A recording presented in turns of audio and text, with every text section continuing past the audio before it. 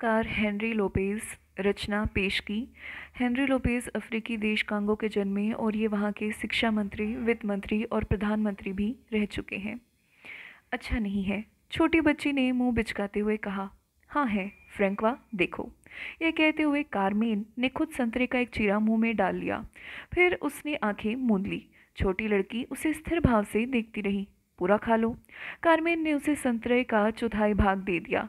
ऐसा लगा जैसे पुरोहित अपने जजमान को अर्पित कर रहा हो, लेकिन छोटी बच्ची ने गुस्से से अपना मुंह फेर लिया। अब तक 7 बज चुके थे। कारमेन को काम निपटाने की जल्दी थी, क्योंकि वह मालकिन से अब तक नहीं पूछ पाई थी। वह अधिक तेज आवाज में बोलने लगी और कठोर दिखने लगी। फ्रैंकवा, अब खाती हो या तुम्हारी माँ से जाकर बताऊं? पर बच्ची ने एक न मानी। घर की मालकिन अपने पति के साथ बैठक में थी। वह ब्रिज खेलने के लिए आमंत्रित मित्रों का मनोरंजन कर रही थी। वह पहले ही कई बार कारमेन को मना कर चुकी थी कि जब वह अपनी कंपनी में होती है तब उसे तंग नहीं करे। ऐसे में कारमेन भला यह साहस जुटा पाती कि उन लोगों की मौज मस्ती में खलल डाले। उसे फटकार सुनने का डर नहीं था। वह मानती थी कि लोग ऊंची आवाज में बोलकर खुद का तनाव दूर करते हैं, और चौकीदार फर्डिनांड के अनुसार चूंकि मैडम का पति उसे पीटता था, वह अपना गुस्सा नौकरों पर उतारती थी। इसमें नाराजगी क्यों? शांत चित्त से इसे स्वीकार करना ही कहीं बेहतर था। लेकिन अपरिचितों एवं अन्य लोगों के सामने डांट सुनना थप्पड़ खाने से भी ज़्यादा बुरा था। इसलिए कारमेन ने रुकना मुनासिब समझा। और फिर मैडम को एक बुरी आदत थी। वह बच्ची के साथ इस तरह बात करती मानो वह वयस्क हो। फ्रैंकवा, मेरी प्यारी बच्ची, तुमने आज खाने में क्या लिया? और छोटी फ्रैंकवा एक एक कर सुनाती। उसे यह बताने में मज़ा आता कि उसने तो डेजर्ट में कुछ लिया ही नहीं, क्योंकि जो संतरे कारमेन ने दिए थे वे सड़े थे। और मैडम इस बात के लिए कारमेन को डांटती कि उसे बताया क्यों नहीं। वह भी खास कर तब, जबकि उसने पहले ही चेतावनी दे रखी थी कि डेजर्ट के बिना बच्चों का आहार पूर्णतया संतुलित नहीं होता, आदि आदि। आमतौर पर कारमेन इन बातों को गंभीरता से सुन लेती। उसके गांव एवं पूरे माकेल केले में सिर्फ इस बात की अहमियत थी कि बच्चे का पेट भर जाए और वह भूखा नहीं रहे। इसके अतिरिक्त यदि उन्हें संतुलित आहार की चिंता होती तो उसका कभी अंत नहीं होता। पर कारमेन को हरगिज भूलना नहीं चाहिए कि वह मालकिन से नहीं पूछ पाई थी। उसके सामने सिर्फ एक चारा था, वही करना जो उसे खिलाने के लिए उसकी माँ करती थी। सो एक हाथ से उसने बच्ची का मुंह खोला और दूसरे से फल का वह टुकड़ा उसमें ठूस दिया। फ्रैंकवा चीख पड़ी।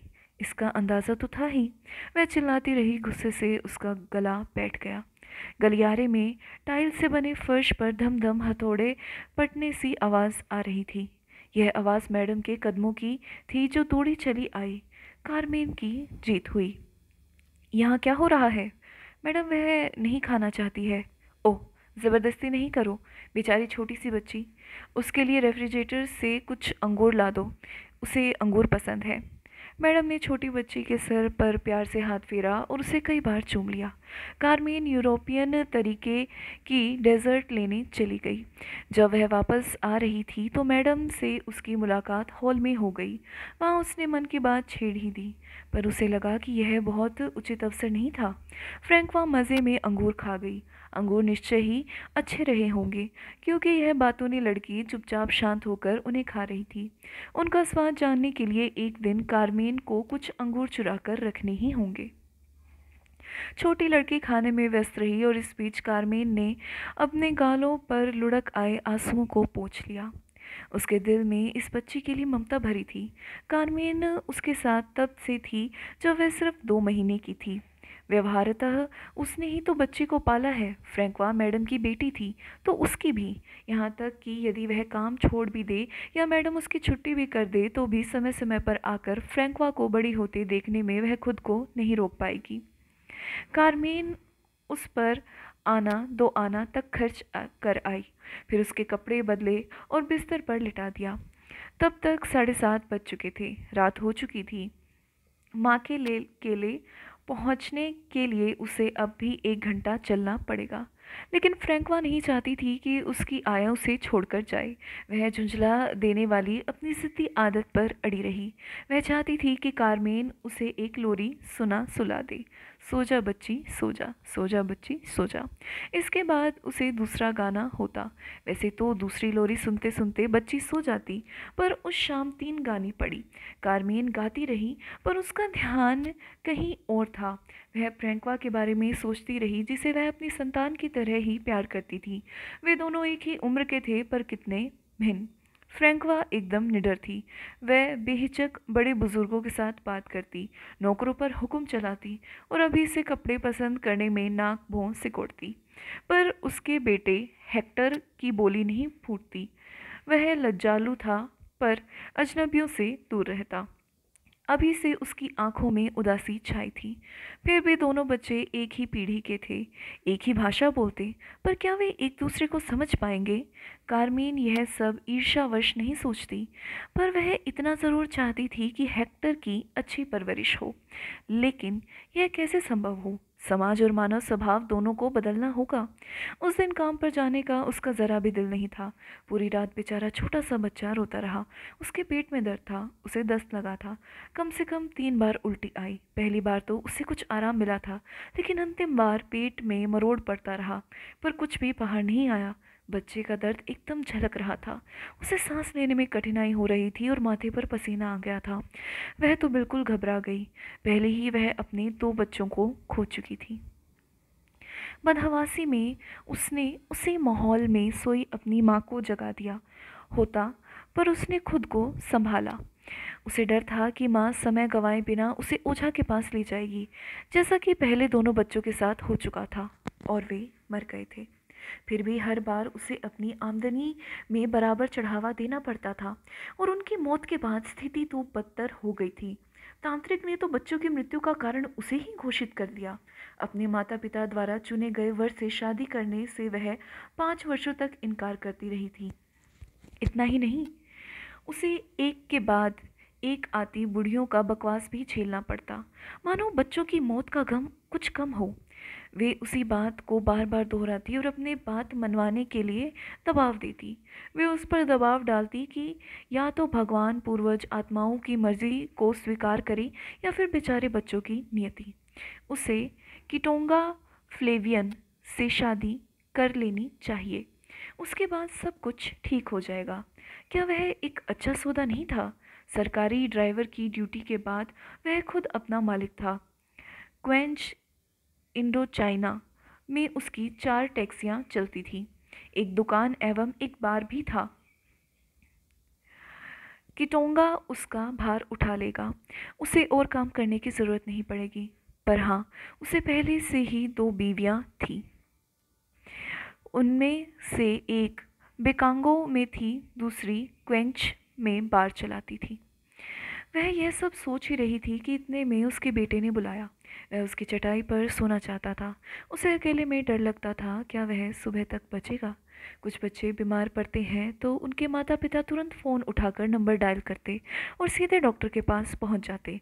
डॉक्टर वह सब करता जो आवश्यक होता या उन्हें भरोसा दिलाता, पर गरीब लोग नहीं।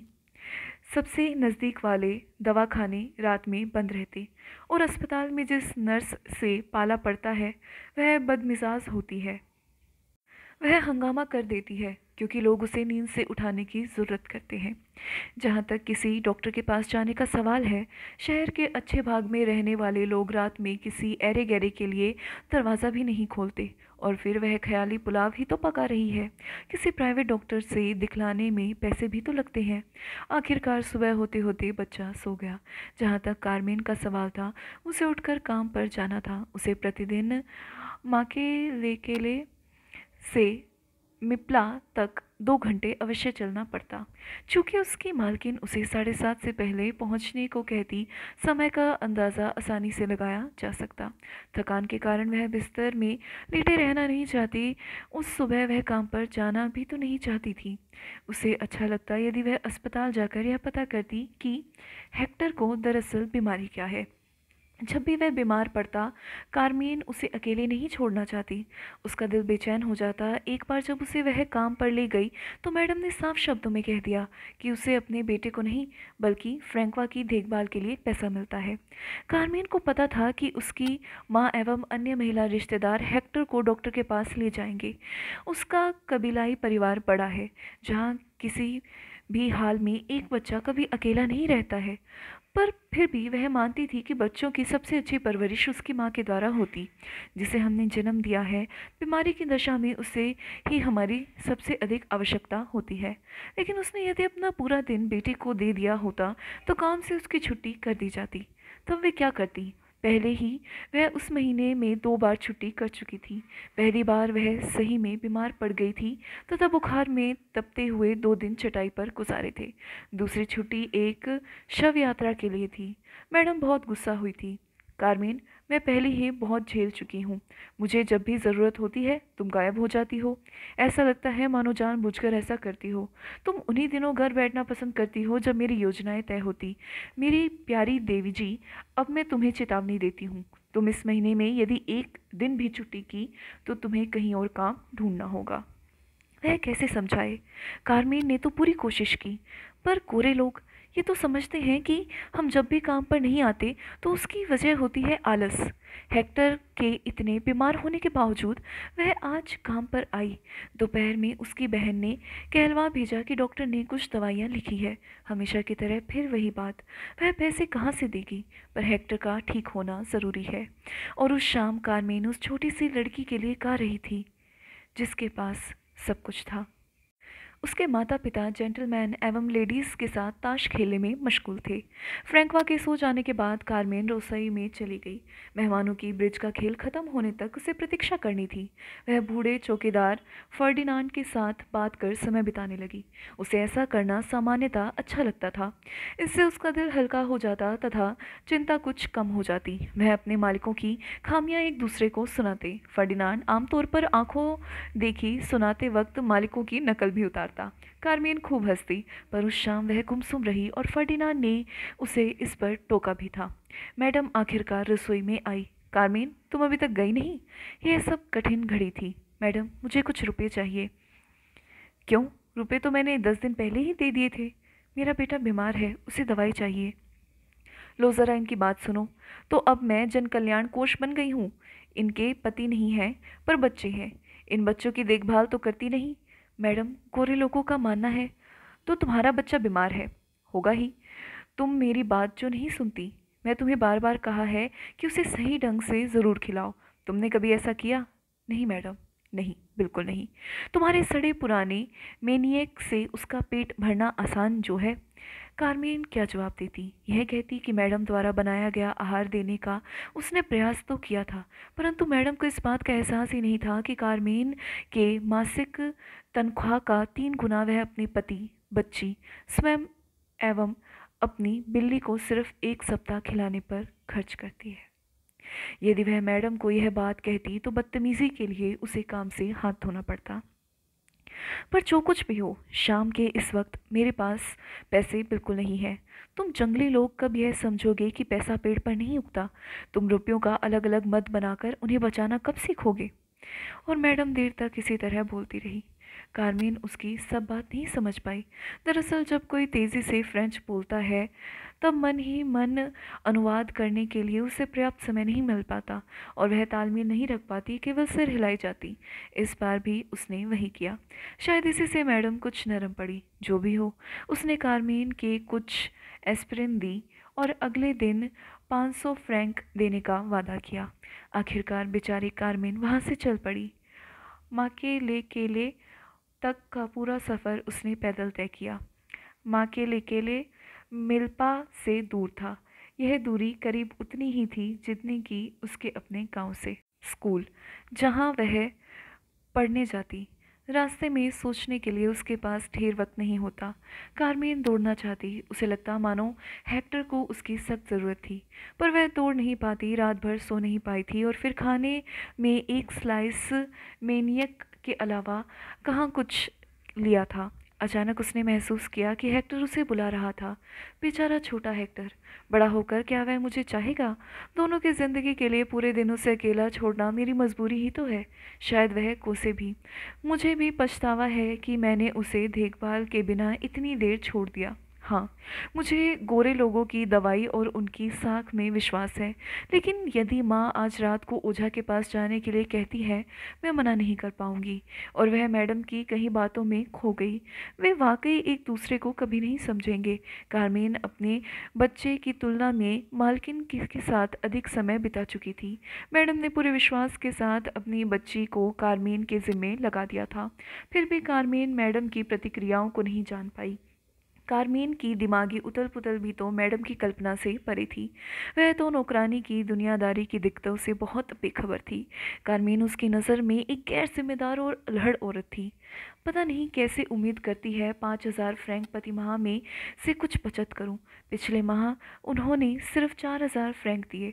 विगत 6 महीनों से वह 500 फ्रैंक प्रति माह काट लेती ताकि मैंने जो घड़ी खरीदी उसकी कीमत चुकाई जा सके। यह मेरी एकमात्र फिजूल खर्ची थी। इसके बाद बिरादरी के टॉन्टाइन में 1,000 फ्रैंक, माँ को 1,000 फ्रैंक और फिर महीने भर के लिए आई चाची और चचेरे भाई बहनों की तीमारदारी के लिए 1,000 फ्रैंक। मेरे पास सिर्फ 1,000 फ्रैंक बचे। और 1,000 फ्रैंक की क्या कीमत? मैडम खाने का प्रतिदिन उतना खर्च देती है। सड़क की मध्यम रोशनी में गाड़ियां गुजरती रही। सामने से आने वाली गाड़ियों की हेडलाइट उसकी आंखों को चिंधिया जाती। पीछे से आने वाली गाड़ियों से टकराने से वह बाल बाल बचती। पर कोई भी उसे लिफ्ट देने के लिए नहीं रुकता। हालांकि वह भली भांति जानती थी कि उनमें कम से कम आधी गाड़ियों को उसकी तरह ही कोई काला चला रहा था। पर आज के दौर में जिसकी जैसी मर्जी।